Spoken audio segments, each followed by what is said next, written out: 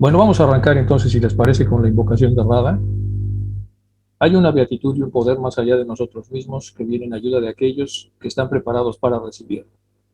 Nos dirigimos respetuosamente hacia aquella beatitud, aquellas grandes fuentes de las cuales emanan incesantemente la fortaleza y la inspiración hacia todos los que estamos resueltos a abandonar el yo personal para desarrollarnos, aprender y compartir fraternalmente y sin reservas. Bien, vamos a empezar.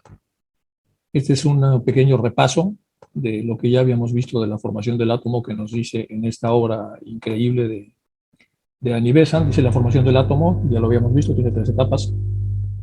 En la primera se fija el límite en el que vibrará la animante vida del logos del átomo. Por eso es que hay varios átomos, porque cada átomo primario, cada átomo madre tiene como compromiso o como tiene la peculiaridad de vibrar entre un piso y un techo con una serie de hercios vibracionales, y para que pueda vibrar de esa forma se le dota de cierta cantidad de densidad de pracrítica, para que pueda entonces tener desde densidades muy burdas hasta densidades más sutiles. Entonces, lo primero que se hace es generar generar las locas, los espacios, los clústeres, con un piso y un techo en donde cada átomo ha de vibrar, para que entonces estas vibraciones puedan ir de lo más denso a lo más sutil, y también con un piso hacia la mayor densidad y un piso hacia la mayor sutilidad. Entonces se forma esto, el límite en el que vibrará la animante vida de logos en el átomo. Esta delimitación de longitud de onda vibratoria se denomina técnicamente la divina medida, que da a los átomos de un plano su distintiva peculiaridad.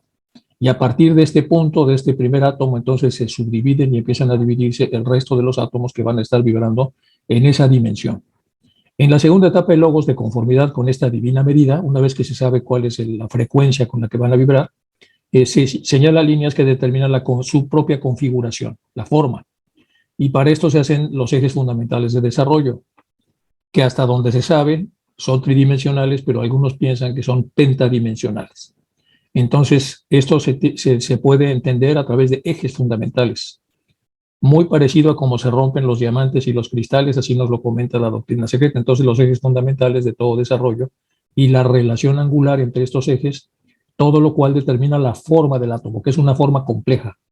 Y aquí tenemos un ejemplo de los ángulos que se toman en cuenta para los cristales, que son polimorfos y complejos, o incluso las formas pitagóricas. ¿Se acuerdan ustedes del duodecaedro y todos los demás?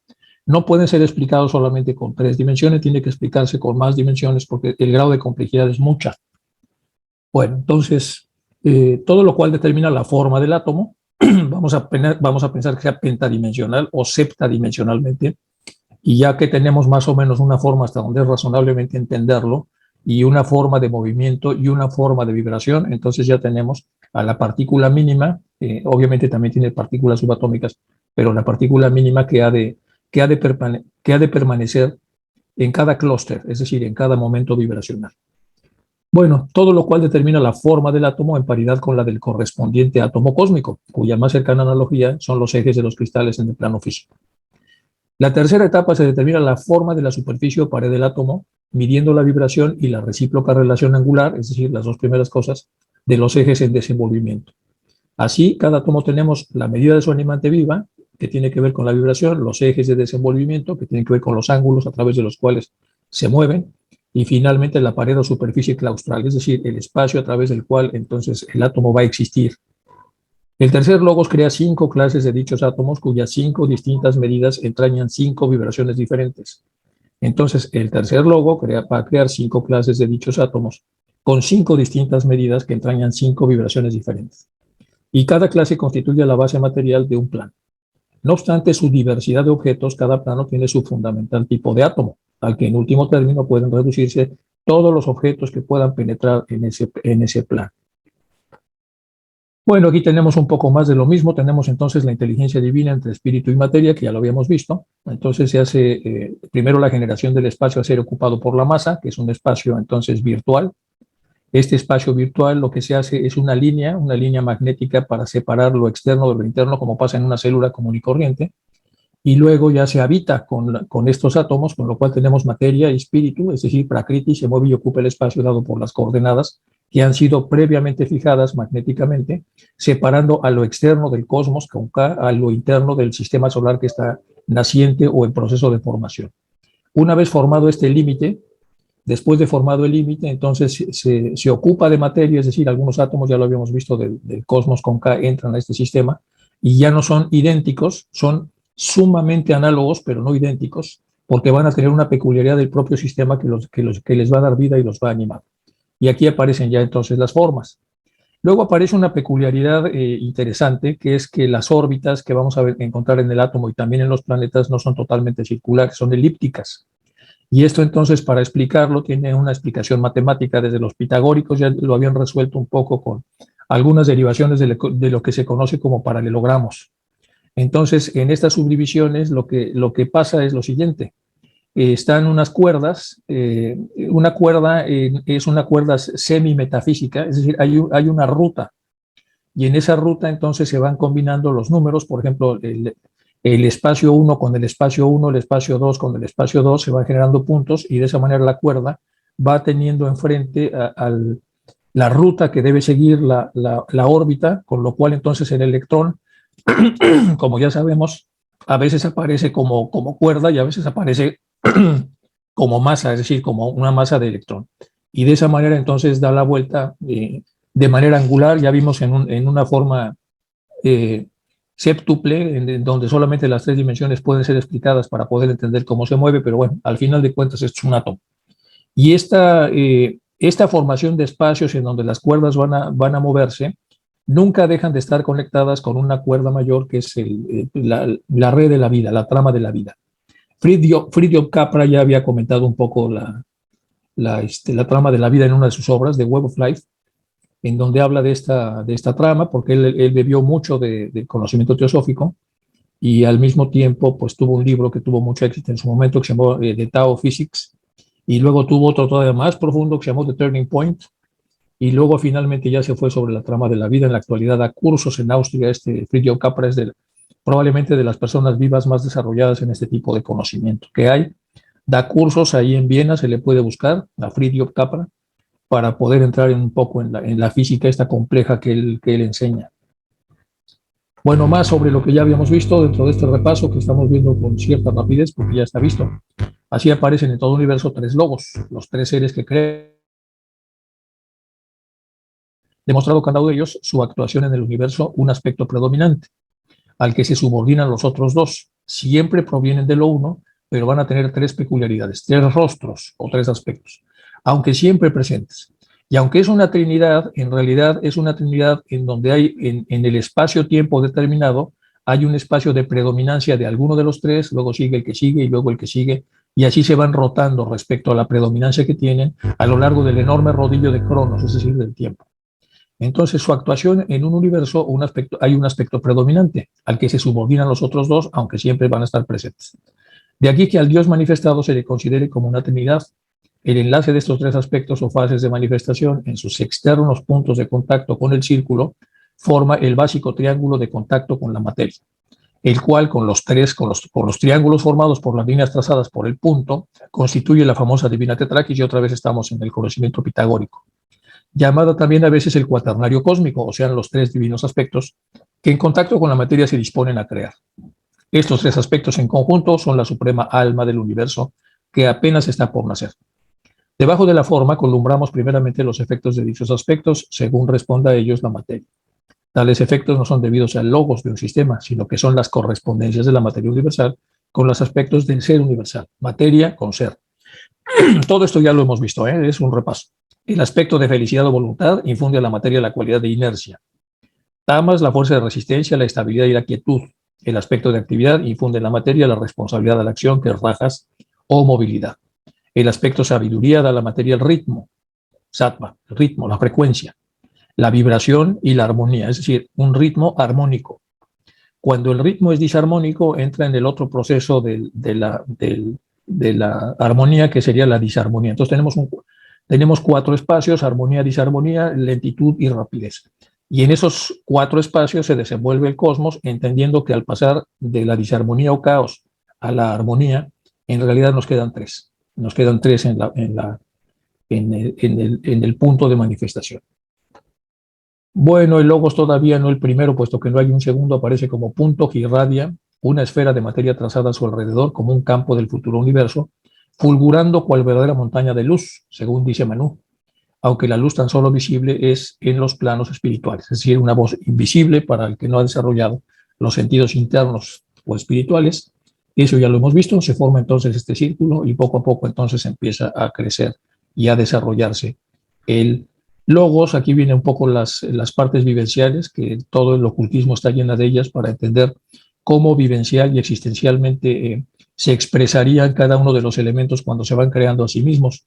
Tú eres mi hijo, en este día te engendré. Esta relación entre padre e hijo en la unidad de la divina existencia entre el primero y segundo logos corresponde al día de la manifestación, al periodo de vida de un universo. Este engendramiento del hijo, esta aparición del segundo logos a través del rodillo del tiempo o sabiduría, que en el mundo de la forma está señalada por la diferenciación divisoria entre espíritu y materia.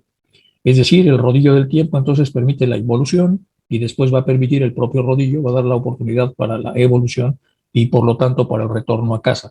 Todo eso ya se vio, pero ahora vamos a continuar. Cuando vemos las formas que hay en el universo, gracias a los grandes telescopios que ahora orbitan a la Tierra, pues empezamos a ver cosas interesantes respecto a lo que ya nos dice el ocultismo. Entonces hay una especie de círculo que todavía no es visible, pero es un círculo a través del cual se va a dar el plano de manifestación con los diferentes espacios que van desde el punto hacia la periferia y en cuyo interior han sido tomados ciertos átomos que van a permitir entonces, partiendo del caos hacia la armonía, que estos tres aspectos empiecen a fluir. Lo tenemos aquí, en otra, esta se ve todavía mucho más claro. Y luego aquí están explicados los tipos de aglomerados que hay en diferentes partes del cosmos y que aparecen normalmente reseñados en el National Geographic. Entonces el National Geographic ha hecho un trabajo excelente para tratar de traernos pues, todas las formas que existen. Aquí se puede ver otra vez también las líneas divisorias entre una nebulosa y lo que no es la nebulosa, que puede estar en expansión o en contracción, pero que tienen limitaciones tal como nos lo dice la obra de Annie Besant. Entonces, vamos a ver la astronomía en 1906, que es cuando se escribió el libro de Annie Besant. Cómo eran los astrónomos en aquel entonces, pues realmente estaba muy poco desarrollada la astronomía. Perdón, déjenme quitar esto para poder leer. Esta es una foto del Hubble, que está en la parte de atrás, donde se ve también un polvo estelar, que ahora explicaremos qué es eso. Entonces, Einstein, hablando acerca de la astronomía en este mismo año, del 6, dice que de acuerdo con sus teorías de la relatividad general y sus ecuaciones, las que hizo, ¿se acuerdan ustedes cuando estaba apenas por sacar sus grandes estudios después de 1911? Voy a estar trabajando muy de cerca en todo esto. Dice, el universo no podía permanecer estático, es una de las grandes conclusiones de Einstein en esos años, sino que tenía que expandirse o contraerse, es decir, estaba como vivo, siempre dentro de un límite de manifestación. Por esto, el físico alemán se sorprendió cuando, tras preguntar su opinión a los astrónomos de la época, los famosos, la mayoría de estos, le contradijo, afirmando que el espacio era en esencia inmutable, estático. Y Einstein decía, ¿cómo va a decir que es estático? O sea, eso no puede ser. Bueno, eso nos damos una idea de cómo estaba la astronomía en esa época. La naturaleza del universo constituía otro tema candente. Parte de la comunidad astronómica, encabezada por el holandés Jacobus Cornelius Capetin, postulaba la existencia de una única galaxia plana, nuestra Vía Láctea, con el Sol en su centro. Y estamos hablando de 1906, y así se creían las cosas. Una variante de esta tesis, liderada por el norteamericano Howard Shapley, discrepaba de esta idea con un detalle relevante. Consideraba que el Sol no era el centro de la Vía Láctea, pero efectivamente todo se trataba entonces de un sistema plano. Poco antes de la Primera Guerra Mundial, Shapley había ideado un sistema para meditar a distancia que se hallaban unos cúmulos globulares conjuntos esféricos compuestos de miríadas de estrellas. En aquel entonces estaba un telescopio en Los Ángeles muy grande, muy potente, pero que poco a poco fue perdiendo cualidades porque la ciudad de Los Ángeles fue creciendo y la luminosidad de la ciudad evitaba que se pudieran hacer observaciones con cierta profundidad. Bueno, descubrió que no se ubicaban alrededor del Sol, sino en torno a una región distante de nuestra galaxia en dirección de la constelación de Sagitario. Por ello supuso que la zona en la que se orbitaban estos cuerpos era en realidad el verdadero centro de la galaxia. El Sol no podía ser el ombligo del sistema galáctico, sino una estrella alejada de aquel. Bueno, ya empiezan a haber avances. Por supuesto, ya no estamos en 1906, estamos un poco más adelante. En el opuesto de la balanza se posicionaron los astrónomos del observatorio Lick, en la cima del monte Hamilton de California, que defendían la teoría de un universo compuesto por una, sino por incontables galaxias. En 1912, desde el observatorio de Lowell Flagstaff en Arizona, se analizó la espectrografía de diferentes nebulosas. Se empezaron nuevas técnicas para poder observar el universo más allá del espectro visible, como ya lo sabemos más o menos en esa temporada. El resultado fue asombroso porque aparecieron pues, miles y millones de estrellas. Las líneas espectrales de las nebulosas estaban desviadas hacia el color rojo. Eso significaba que la mayoría de las nebulosas se alejaban del Sol, algunas de ellas a velocidades hasta de 1100 kilómetros por segundo, según los cálculos que se hacían en estos observatorios. Como sabemos, en estos observatorios, uno de los grandes avances que hubo fue poner los famosos motores rotatorios que trabajaban también tridimensionalmente para poder seguir y tratar de anular el movimiento de la Tierra. Como la Tierra se mueve y las estrellas que estamos viendo no, entonces con una precisión enorme empieza a moverse. Si han estado alguna vez en un observatorio de estos antiguos, hay un motor que va haciendo que se mueva el foco, es decir, el telescopio, para que vaya siguiendo aquella estrella lejana, porque de lo contrario se saldría del foco. Y estamos hablando de focos de alta complejidad, por lo menos para estos observatorios. Bueno, entonces estas son las cosas como van evolucionando en la astronomía, que cuando Einstein se dio cuenta, dijo, pues esto se están retrasando de manera importante. Hubble, que había quedado tan fascinado con el trabajo de Shepard, que se propuso ampliarlo, aseguró su dominio en la observación estelar. Con esta ambición, en el 19 se incorporó al equipo de investigador de observaciones de Monte Wilson, de Los Ángeles, el famoso que le estaba yo comentando, equipado con el mayor telescopio reflector de la época, el Hooker. Tras años de meticulosas observaciones, en el 24 obtuvo 2 excelentes placas fotográficas de una nebulosa en espiral, que los astrónomos habían ubicado en la constelación de Andrómeda. Ya saben que se van bautizando con una letra y con un número. Esta es la M31. Pero Hubble, empleando las técnicas de Shapley para medir distancias, descubrió que en realidad la M31 se hallaba 1.000.000 de años luz de distancia de la Tierra. Obviamente estaba fuera de los límites de la Vía Láctea, por lo que se trataba de otra galaxia. Una de las grandes incógnitas astronómicas había sido develada, y a partir de ahí, más o menos, ya la astronomía empieza a demoler sus mitos para poder entrar poco a poco en lo que es una observación del espacio, en donde se abren al descubrimiento de las cosas tal como son. Esta es una síntesis nada más para ver cómo lo que le tocó a Annie Besant hacer cuando está explicando estas cosas, pues estamos hablando de 1906. La astronomía hoy, 2022, la mayor parte de las imágenes provienen del National Geographic. Y bueno, vamos a ver algunas cosas peculiares del cosmos. Hay un asteroide muy raro que se llama asteroide Halloween, así se le puso.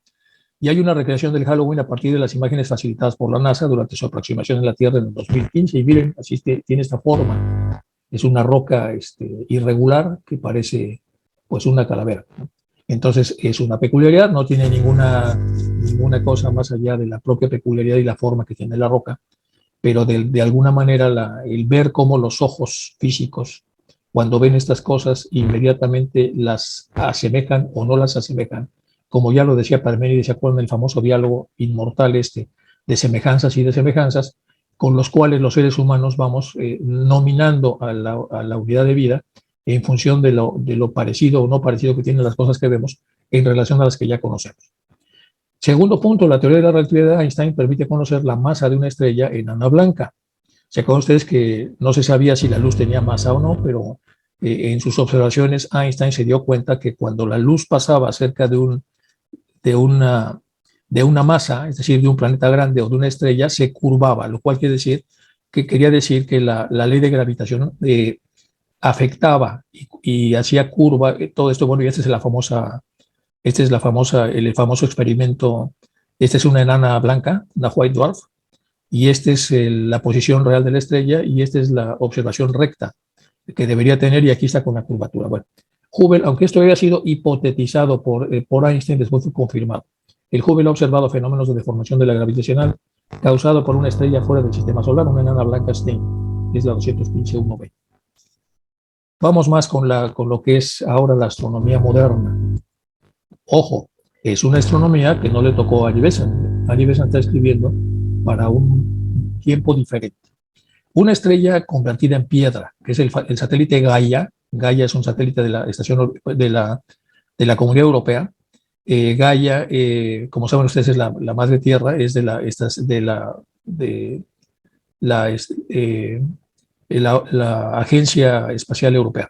revela por primera vez cómo se solidifica o cristaliza una estrella de tipo Sol después de su muerte. Como saben, se va sobre sí misma, es decir, y al irse sobre sí misma hace una masa tan densa que ni siquiera deja que la luz pueda salir de ella, y cuando llega la luz que procede de otro astro, como la luz tiene masa, la luz se curva y se regresa sobre sí misma y produce un agujero negro.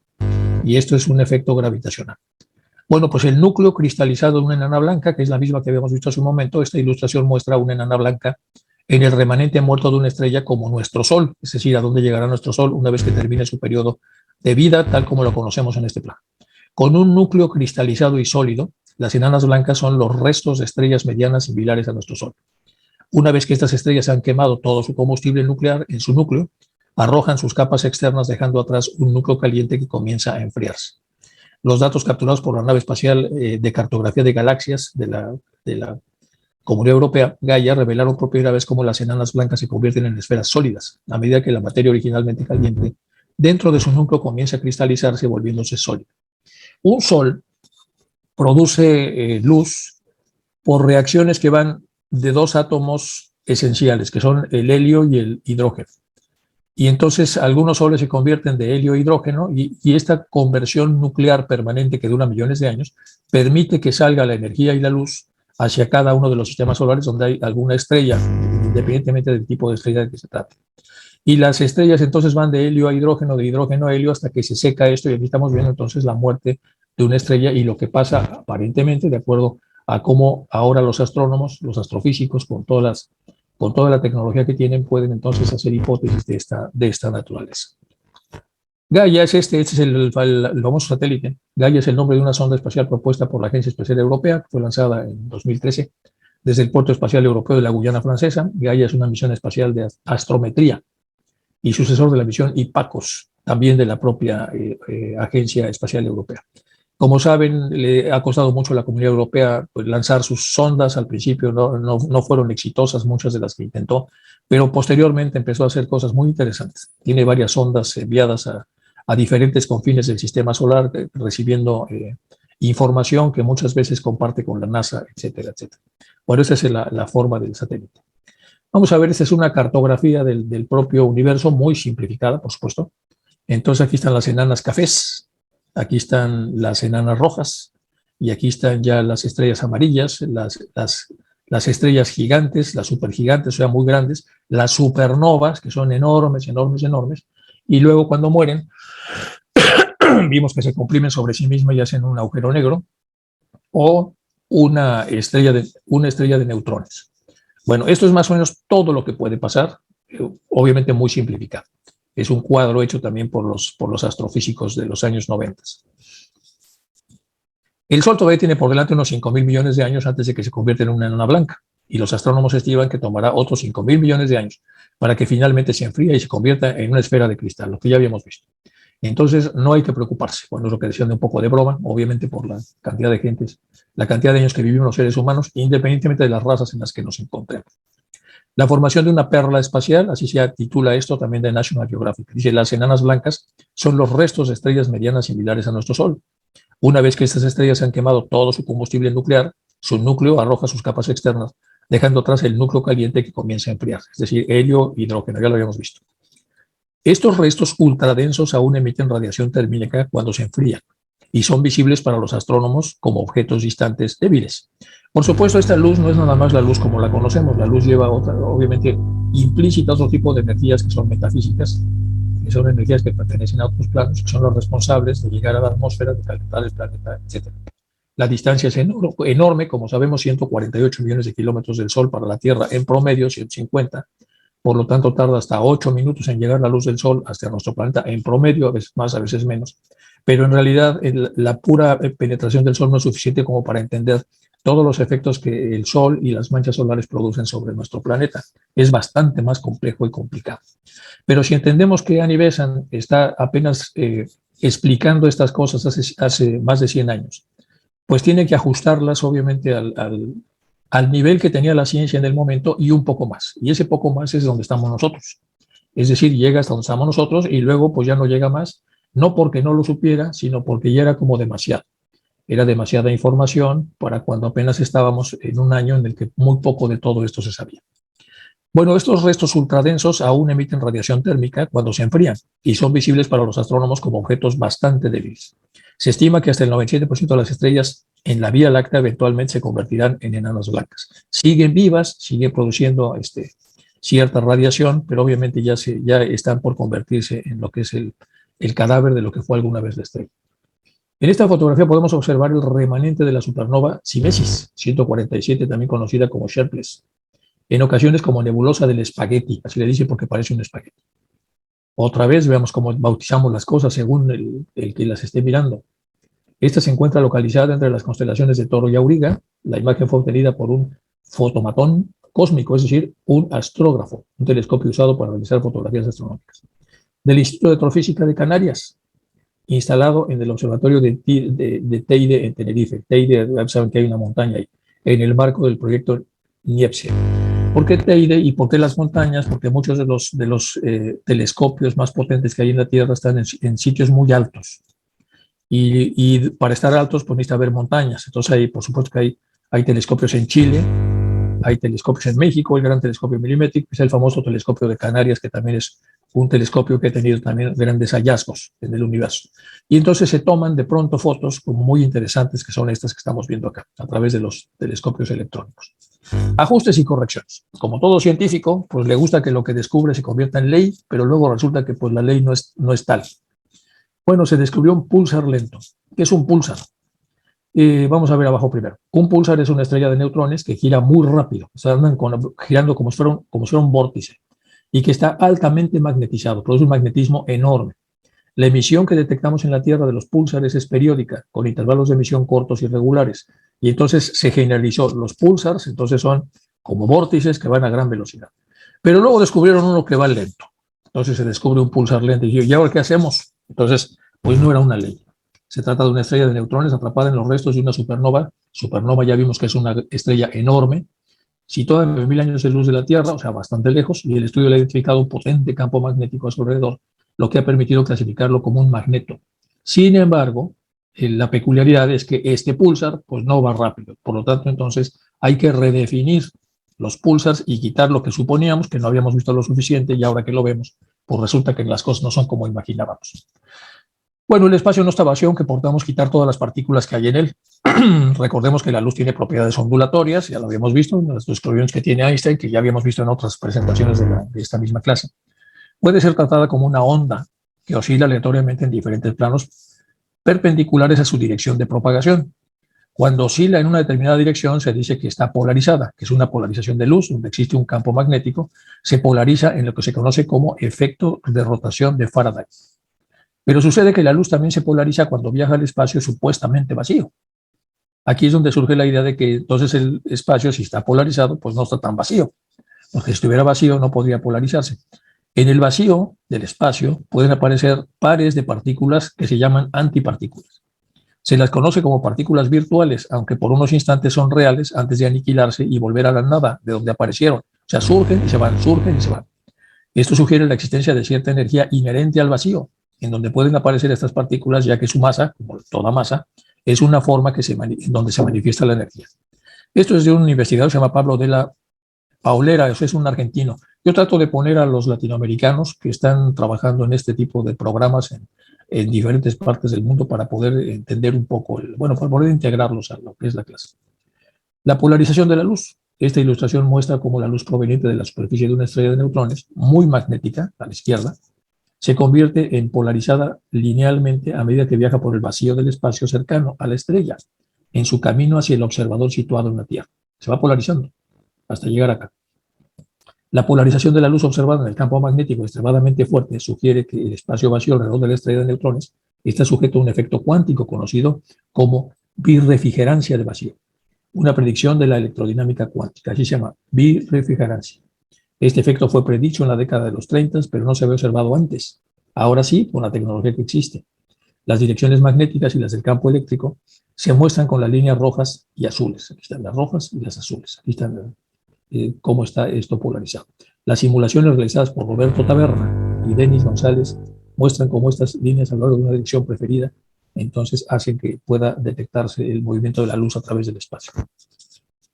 Y esta es una maravilla que hizo también el National Geographic. Aquí tenemos entonces, es una imagen del National Universo conocido, el cosmos. Aquí está, toda esta maraña enorme de estrellas que para ser percibidas van arriba del infrarrojo. Y ahora vemos que de aquí, si agarramos un puntito, viene un supercúmulo. O sea, quiere decir que el universo está lleno de supercúmulos y áreas donde no hay cúmulos. Algo así como el océano azul y el océano rojo. Entonces, si tomamos un puntito que es este de acá y lo hacemos grande, vemos un supercúmulo. ¿Qué es un supercúmulo? Son grandes agrupaciones de cúmulos de galaxias. O sea, ahí está superpoblado de galaxias. Son como ciudades que nosotros observáramos en el espacio, si estamos viendo a lo mejor algunas ciudades norteamericanas muy extendidas como Los Ángeles, pues veríamos un supercúmulo, que si nos vamos unos kilómetros a la derecha, pues no están, pero si nos vamos ahí, pues ahí está todo como muy denso. Y se encuentran entre las estructuras más grandes del universo, los supercúmulos.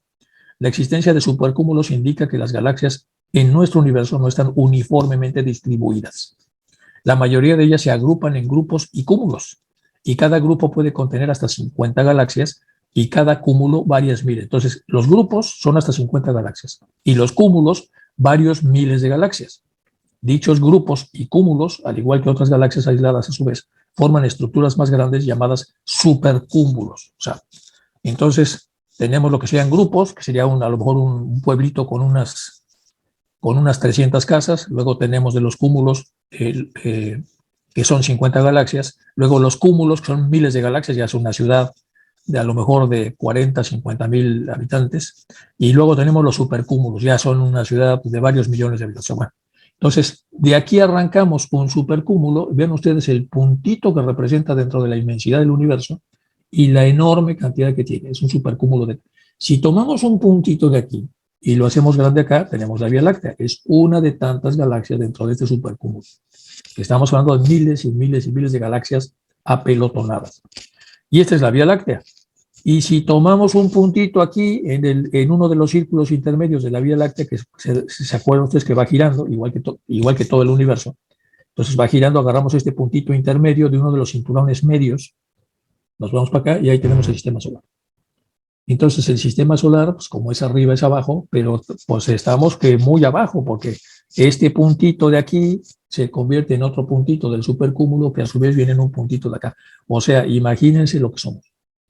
Somos desde el punto de vista de la magnitud. Esto es maravilloso. Bueno, le hice algunos ajustes ahí para poderlo explicar, pero en realidad es una foto muy bonita que practicó el National Geographic.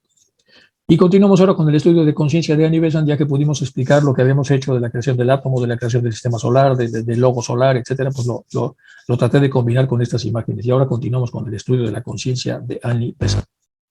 Capítulo 3, la población del campo, el éxodo de las mónadas, que así se llama. Bueno, ya dispuesto el quíntuple campo, completos los 5 planos con sus correspondientes 7 subplanos. Acuérdense que nos había dicho antes de que pasáramos a esto que hay 5 planos. Bueno, que en 5 planos se van a manifestar los átomos. Bueno, entonces, los 5 planos con sus correspondientes 7 subplanos cada uno, en cuanto se refieren a su primaria constitución, comienza la actividad del segundo logos, el constructor y el conservador de las formas. Aquí hay un pequeño error. Se denomina su actividad la segunda oleada de vida, el flujo de sabiduría y amor, que serían las otras 2 características, si es que se pueden etiquetar de alguna manera con estos nombres. La sabiduría es la directora de la fuerza necesaria para la organización y evolución de las formas. Por eso sabiduría. La sabiduría es ¿qué tiene la sabiduría? Pues la parte arquetípica, los planos, las formas, como deben hacerse las cosas desde la parte más perfecta de la energía hasta la parte menos perfecta de la energía con materia. Entonces es la directora, la fuerza necesaria para esta organización y evolución de las formas. El amor es la atrayente fuerza necesaria para mantener las formas cohesionadas y estables, aunque en complejos conjuntos. A esto se le llama amor, lo que mantiene unido y atado todo esto, la gran trama que arma esto. Y que puede estar en dosis muy altas o en dosis bajas. Si está en dosis bajas, estas uniones se distancian, y si está sólido, entonces lo que hace es unirlas. El amor une y la falta de amor divide, desune, aleja en el mundo dual.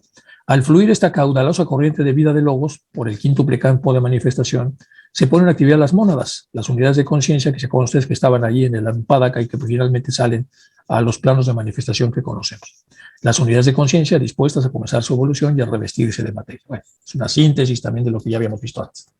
Sin embargo, en vez de decir que las mónadas emprenden la marcha, fuera más propio decir que emiten sus rayos de vida. Vamos a analizar esto con cuidado porque esto sí no lo habíamos visto. Sin embargo, en vez de decir que las mónadas emprenden la marcha, ¿se acuerdan ustedes que están guardadas en Adi? Después están listas para salir en Anupadaka y finalmente ya se van a los planos estos que ya lo hemos revisado. Y se dice entonces en la narrativa que se hablaba, buscando las palabras para explicarlo, entonces en vez de decir que se emprende la marcha, lo más propio de decir es que emiten sus rayos de vida. Es una emisión de rayos, pues permanecen perpetuamente en el seno del Padre, mientras sus rayos vitales se suman en el océano de la materia, donde se apropian los materiales necesarios para dinamizarse en el universo. Han de asimilarse la materia, hacerla plástica y moldearla en apropiados vehículos. Es bellísima lo que está diciendo aquí. Entonces, esta parte directriz, esta parte de energía con conciencia, vean todo lo que hace. Entonces, emite rayos de vida. Permanecen perpetuamente en el seno del Padre mientras sus rayos vitales, se sumen en el océano de la materia, se sumergen, se meten, donde se apropian de los materiales necesarios para dinamizar el universo. Toman los materiales para poder dinamizar el universo, toman su plastilina para crear. Ya vimos que a través de diferentes sistemas de densificación de mayor a menor. Y han de asimilarse la materia. Una vez que la asimilan en su estado vibracional, que ya vimos, la hacen plástica, a nivel molecular se hace plástica y luego la moldea. Y una vez moldeada, ya se convierten en los vehículos apropiados para poder tener el estado vibracional en cada uno de los clústeres que han sido previamente generados, en donde va a haber ciertas vibraciones, en donde los átomos van a estar listos para poder entonces ocupar estos espacios. Blavatsky ha descrito esta radiación de las mónadas en gráficas en forma de alegorías, de simbolismo, mucho más expresivo que el significado literal de las palabras. Tan pronto como el triángulo primordial se refleja en el hombre celeste y el superior de los 7 superiores desaparece y se restituye a las tinieblas y el silencio, y el paradigmático hombre astral cuya mónada, Atma, está asimismo representada por un triángulo, porque convertido en un ternario en conscientes intervalos de bachánicos. Bueno, vamos a verlo esto con más cuidado. Entonces, el triángulo primordial se refleja en el hombre celeste, el triángulo de arriba, el superior de los 7 superiores, hasta arriba.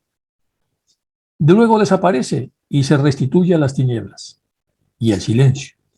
Y el paradigmático, acuérdense lo que es un paradigma, el paradigmático hombre astral, cuya mónada, Atma, está asimismo representada por un triángulo, porque convertido en un ternario, la tríada superior de Atma hacia abajo, en conscientes intervalos de bachánicos, es decir, pues viene y va, ya saben, a través, nos vamos revistiendo de la materia, igual que lo de arriba, es decir, nuestros cuerpos, luego abandonamos los cuerpos y por eso dice aquí que se va a convertir en un ternario en conscientes intervalos de bachánicos. Cada vez que hay un devachán humano, por así decirlo, que salimos del devachán, entramos otra vez en la parte encarnada. El triángulo primordial, que es trifásea, mónada de voluntad, sabiduría y actividad, se refleja en el hombre celeste, en forma de Ajna Buddhi Manas, que en este caso es Atma, y se restituye al silencio y las tinieblas. Atma ha de convertirse en ternario y trifasea unidad por asimilación de Buddhi y Manas. Entonces, la palabra reflejo requiere que se explique su significado. En general se emplea para designar una fuerza que manifestada en un plano superior se manifiesta a sí mismo en otro inferior y que condiciona por materia más grosera, es un reflejo. Entonces tenemos la luz del sol sobre la luna, pues cuando la luna la refleja, hace un reflejo más grosero, es decir, menos luminoso, más burdo, al final es parte de lo mismo, es parte de esa misma luz del sol, pero una vez reflejada ha perdido algo, es decir, ha perdido nitidez, claridad, potencia, fuerza, lo que fuere. De modo que pierde algo de su efectiva energía y por consiguiente es más débil su manifestación. En el caso que nos ocupa, al decir que la mónada se refleja, significamos que un rayo de su vida fluye toma por vaso para contenerlo un átomo de cada uno de los tres planos superiores, tercero, cuarto y quinto, del quíntuple campo, determinando así al hombre celeste, el viviente e inmortal gobernador, el peregrino que ha de evolucionar y para cuya evolución fue puesto el sistema en existencia. Bueno, aquí lo está explicando, como ya decía Annie Besant, en relación a que estas alegorías de HPV lo que tratan de explicar es, algunas son alegóricas y otras son como muy rectas, muy rectilíneas, como el caso de los reflejos. Entonces, tiene varias frases donde nos habla de los reflejos. Y al hablarnos de los reflejos nos dice, pues sí, que cada vez que se refleja en una superficie, pues se va perdiendo parte de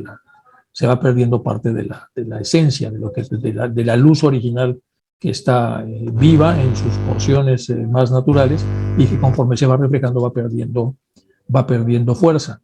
Incluso tiene una frase muy bonita, ella, Blavatsky, donde nos informa que a veces los espejos que van a reflejar a esta luz se llenan de polvo y entonces hay que sacudir el polvo para que puedan reflejar de una manera más apropiada toda la beatitud y la belleza que ellos conllevan.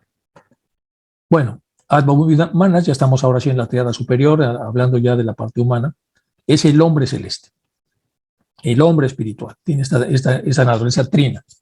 La expresión de la mónada cuyo aspecto de voluntad se refleja en Atma, el de sabiduría en Budhi y el de actividad en Manas.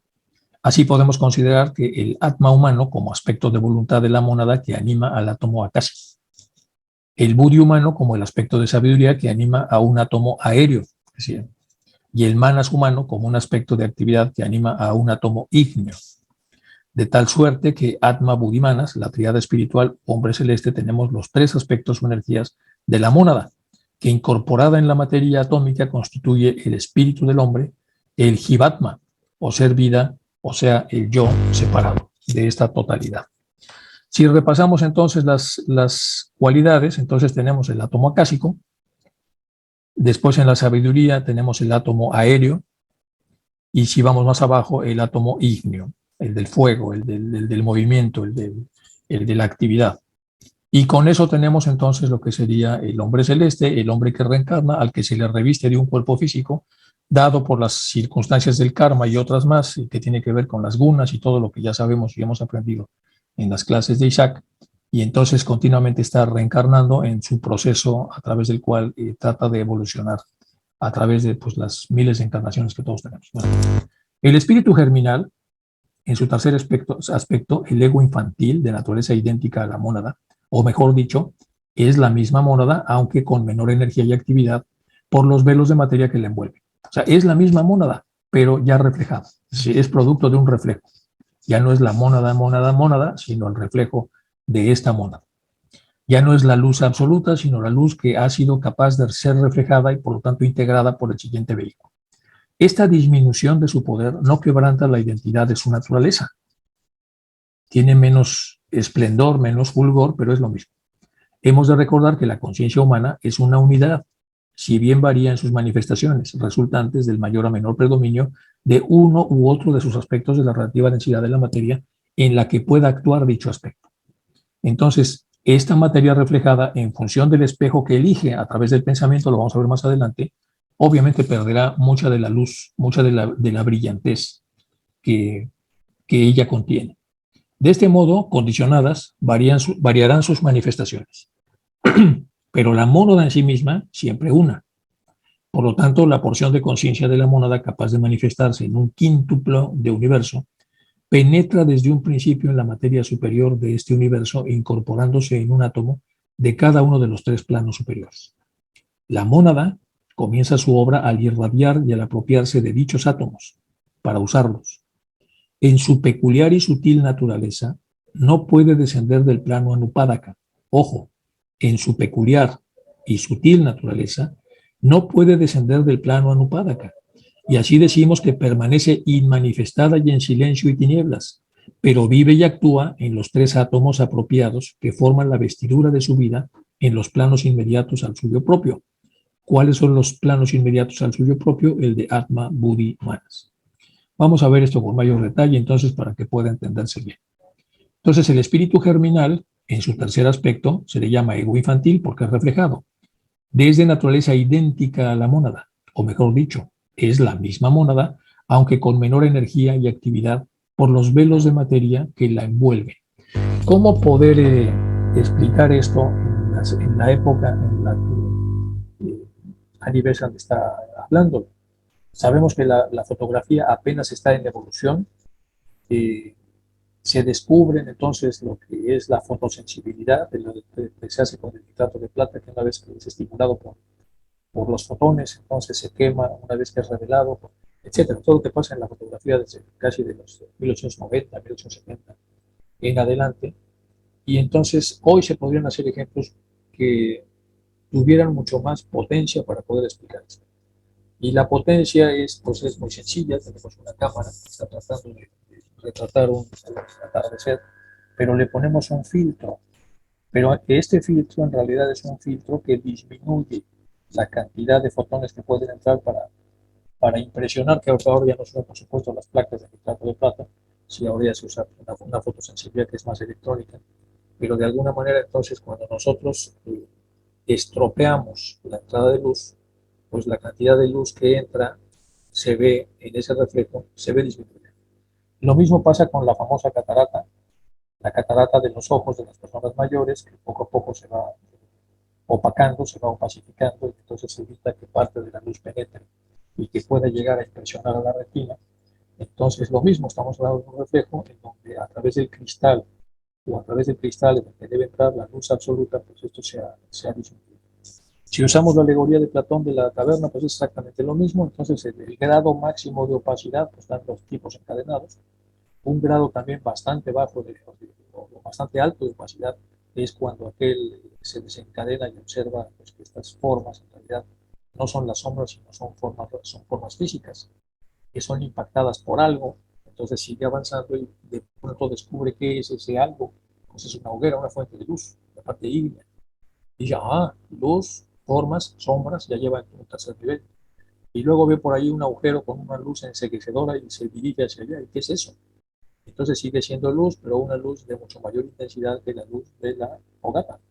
Y es una luz que implica un reflejo ya reducido. Entonces camina hasta el orificio y cuando se asoma por el orificio encuentra ahora sí la luz absoluta, la luz total, la luz inmensa representada por la luz monádica. Una Enrique, vez en el interior o el punto tenemos la luz que no es monádica, ¿sí? por ahí tu sonido se bajó, no sé si tu conexión de tu A ver, micrófono se perdió.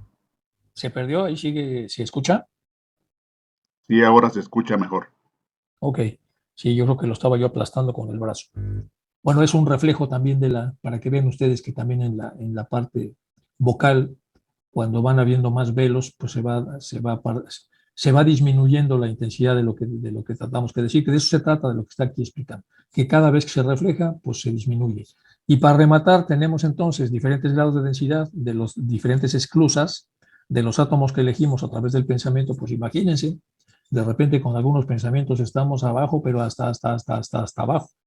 Y entonces desde ahí tenemos que esforzarnos y trabajar, educar a los pensamientos y acercarnos otra vez a la maravillosa naturaleza de esta luz, como hizo el tipo desencadenado. Y entonces a veces podemos estar con nuestros pensamientos como los prisioneros encadenados, a veces como los descubridores del tercer nivel, que vemos entonces cuál es la luz que se aplica sobre las formas, a veces como el buscador que va hacia el orificio donde está la luz, y a veces la persona que ya tiene la revelación, porque esta es una revelación, cuando ve la luz absoluta, que no puede estar mucho tiempo allí, pero el tiempo que puede estar entonces es suficiente para que él sepa cuál es entonces la fuente principal de luz y cómo se va degradando hasta llegar al mundo de las sombras. Eso es más o menos lo que está diciendo acá, lo que está tratando de dar a entender. De este modo, entonces, condicionada variarán las manifestaciones, pero la mónada en sí misma siempre será una. Por lo tanto, la porción de conciencia de la mónada, capaz de manifestarse en un quíntuple universo, penetrará desde un principio en la materia superior de este universo, incorporándose en un átomo de cada uno de los tres planos superiores, es decir, Atma Buddhiman. La mónada comienza su obra al irradiar y apropiarse de dichos átomos para su uso, es decir, es su cuerpo. En su peculiar y sutil naturaleza no puede descender del plano Anupadaka, y así decimos que permanece inmanifestada en silencio y tinieblas, pero vive, su cuerpo vive a través de la tríada superior del plano de manifestación humana. Vive y actúa en los 3 átomos apropiados que forman la vestidura de su vida en los planos inmediatos al suyo propio, es decir, la tríada superior de los principios interiores humanos. Bueno, vamos ahora con la tríada espiritual, ya casi se nos está acabando la hora, por eso es que ven que esto lo voy a dar más bien en otra clase, para poder alargarme más. Y voy a ver aquí nada más un párrafo adicional. Esta tríada espiritual Atma-Buddhimanas, el Jivatma, según suele denominarse, es a manera de germen o simiente de vida divina que contiene las potencialidades de su padre, la mónada, para actualizárselas en poderes durante el curso de su evolución. Tal es la humanidad del divino Hijo, del primer Logos, animado por la divinidad, la mónada. Verdaderamente es un misterio, aunque repetido en diversidad de formas en nuestro alrededor. Esto es bellísimo, lo vamos a leer otra vez. Entonces, la tríada espiritual, Atma Buddhimanas, el Jivatma, según suele denominarse, es a manera de germen, como sabemos lo que es un germen, o simiente de vida divina, que contiene las potencialidades de su padre. ¿Cuál es el padre? La mónada, para actualizarlas en poderes durante el curso de la evolución. Tal es la humanidad del divino Hijo, del primer Logos, animado por la divinidad, la mónada. Verdaderamente es un misterio, aunque repetido en diversidad de formas en nuestro alrededor. Y luego nos pone un ejemplo acá, donde está Adi, que es donde están de manera potencial las mónadas, luego en Anupadaka, que está el poder, sabiduría y actividad, la tríada superior potencial de la Anupadaka, y luego esto desciende hacia lo que sería ya los principios internos del ser humano, en donde el más superior es Atma, que es el que está más cercano a la parte de poder, que está aquí, después Buddhi, que está asociado a la sabiduría, que es otra de las cualidades monádicas, pero también otra de las cualidades de la tríada superior humana, y finalmente el de actividad, que es la parte ígnea, que es aquí Manas en su parte superior. Este es el Manas superior, porque recordemos que el Manas también tiene la parte inferior antes de llegar a Kama y Shtuga. Bueno, este esquema, entonces, aunque es un esquema bastante explicativo, queda como con mucha claridad en el entendido de que esto es muchísimo más complicado, pero nos lo ponen para que entendamos, dentro de la enorme complejidad que tiene, nos pone un esquema para saber entonces cómo se desenvuelve, cómo se desempeña esto. Y entonces al final nosotros somos herederos de un reflejo que viene reducido por parte de la fuente, que tiene que ver con la parte monádica en Anupadaka, y que a su vez proviene del espacio donde esto está guardado, que es en la parte ádica. Bueno, esto es entonces lo que vamos a revisar la próxima sesión, porque ya dieron aquí las 6 de la tarde, y vamos a dejar, recuerden, media hora para descansar y poder entrar ya en lo que son las cartas de los maestros. Voy a dejar de compartir para que si tienen ustedes alguna duda, comentario, observación o lo que fuere, que pueda enriquecer lo que aquí se ha dicho, entonces podamos entre todos entenderlo y ayudarnos en este repaso a comprender estas profundas.